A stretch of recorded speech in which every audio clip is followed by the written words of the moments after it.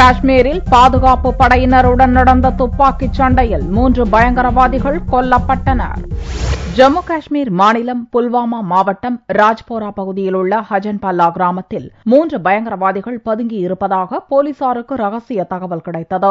அதன் அடிப்படையில் போலீசார், ராணுவம் உள்ளிட்ட பாதுகாப்பு படையினர் ராஜ்போரா பகுதியை திங்களன்று சுற்றி வளைத்து தேடினர். அப்போது பயங்கரவாதிகள் மறைவிடத்திலிருந்து சுடவே பாதுகாப்பு படையினரும் திருப்பிச் சுட்டனர். இருதரப்புக்கும் நடந்த பயங்கர துப்பாக்கிச் சண்டை செவ்வாயன்று 2வது நாளாக நீடித்தது. பகல் 12 மணி வாக்கில் பாதுகாப்பு படையினர் தீவிர தாக்குதலை நடத்தியதில் 3 பயங்கரவாதிகளும் கொல்லப்பட்டனர். இதன் மூலம் பயங்கரவாதிகளுடன் நடந்த 18 மணி நேர துப்பாக்கிச் சண்டை முடிவுக்கு வந்துள்ளதாக தலைநகர் ஸ்ரீநகரில் போலீஸ் செய்தி தொடர்பாளர் தெரிவித்தார். புல்வாமா மாவட்டத்தைச் சேர்ந்த 3 பயங்கரவாதிகளும் ஜெய்ஷ்-இ-முகமது பயங்கரவாத இயக்கத்தைச் சேர்ந்தவர்கள் என்று கூறப்படுகிறது. 3 பயங்கரவாதிகள் கொல்லப்பட்டதைத் தொடர்ந்து புல்வாமா மாவட்டத்தில் சில இடங்களில் பாதுகாப்பு பணியில் ஈடுபட்டிருந்த போலீசார் மற்றும் ராணுவத்தினர் மீது முஸ்லிம் இளைஞர்கள் கல்வீசி தாக்குதல் நடத்தினர். இதனால் புல்வாமா மாவட்டத்தில் பதற்றம் நிலவுகிறது.